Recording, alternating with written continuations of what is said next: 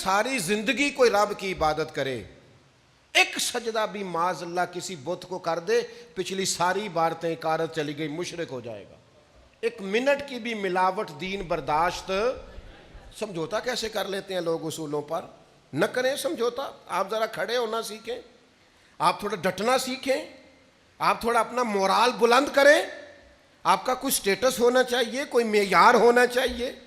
اپنے مقصد پر کبھی بھی کوئی سمجھوتا نہیں ہو سکتا، نہیں ہو سکتا۔ تو ایک تو اصولوں پر سمجھوتا نہیں، دوسرا دھمکیوں کی پرواہ نہیں۔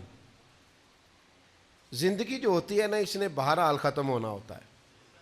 تو اگر کوئی شخص اپنے نیک، جائز اور دینی مقصد کے راستے میں دھمکیوں کی پرواہ کرنے لگ جائے، وہ خیال ہی نہ کرے کہ میں دین بیان کر رہا ہوں اور پھر 2-4 باتیں پوری ہوئی نہیں اور وہ ڈر جائے، تو وہ کمزور پڑ جائے گا۔ 1 2 4 5 منٹ کے اندر بلیک میل ہو جاتے ہیں لوگ، کوئی برداشت ہی نہیں کر پاتے، نتیجے اس کے ٹھیک نہیں نکلتے۔ یہ کام بھی کفار نے کیا۔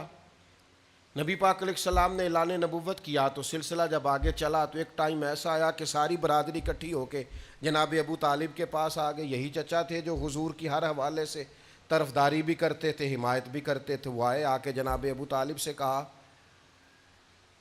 کہ یہاں تو آپ اپنے بھتیجے کو منع کریں، وہ ہمارے معبودوں کو برا بھلا کہہ کے ہمارے جذبات کو ٹھیس پہنچاتے ہیں معاذ اللہ، یہاں پھر آپ تیار ہو جائیں ہم سے جنگ کرنے کے لیے۔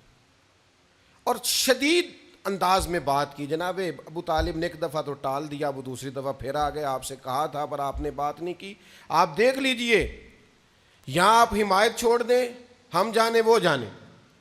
اور شدید دھمکی دی انہوں نے۔ جناب ابو طالب اب بوڑھے تھے، اور پھر یہ کہ ساری برادری، انہوں نے نبی پاک علیہ السلام کو بلایا، سرکار تشریف لائے تو کہا بھتیجے میں نے ہر موقع پر آپ کی مکمل حمایت کی ہے، میں ساری برادری کا بوجھ نہیں اٹھا سکتا، آپ اپنے قبیلے کے ساتھ بیٹھ کے بات کر لیں۔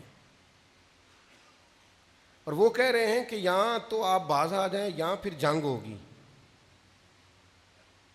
تو یہ میرے رسول پاک علیہ السلام کا مقصد کے لیے عزم ہے۔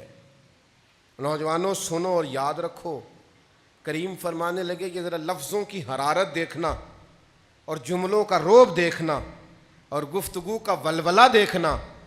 کریم فرمانے لگے چچا یہ میرے سیدھے ہاتھ پر سورج لا کے رکھیں اور دوسرے پر چاند لا کے رکھیں تو دین کی تبلیغ پھر بھی نہیں چھوڑوں گا، کہتا رہوں گا لا الہ الا اللہ۔ اور حضور علیہ الصلوۃ والسلام نے فرمایا میں دین کی تبلیغ کرتا رہوں گا، اور چچا 2 ہی باتیں ہیں، یا دین غالب آ جائے گا یا میں اپنی جان دین کے راستے میں پیش کر دوں گا۔ یہ رسول پاک کا دیا ہوا فلسفہ ہے کہ آپ کو دین کا کام کرنا ہے تو جان لڑا کے کرنا ہے، یہ شہادت گاہ الفت میں قدم رکھنا ہے۔ لوگ آسان سمجھتے ہیں مسلمان ہونا، آپ کو پھر پوری مشقت کے ساتھ زخم پہ زخم کھا کے جی خونے جگر کے گھونٹ پی آہ نہ کر لبوں کو سی، یہ عشق ہے، کوئی دل لگی نہیں۔ چپ کر کوئی گلہ نہ کرنا، شکوہ نہ کرنا، کسی قسم کا لفظ زبان پہ اعتراض کا نہ لانا، یہ عشق ہے، کوئی دل لگی نہیں۔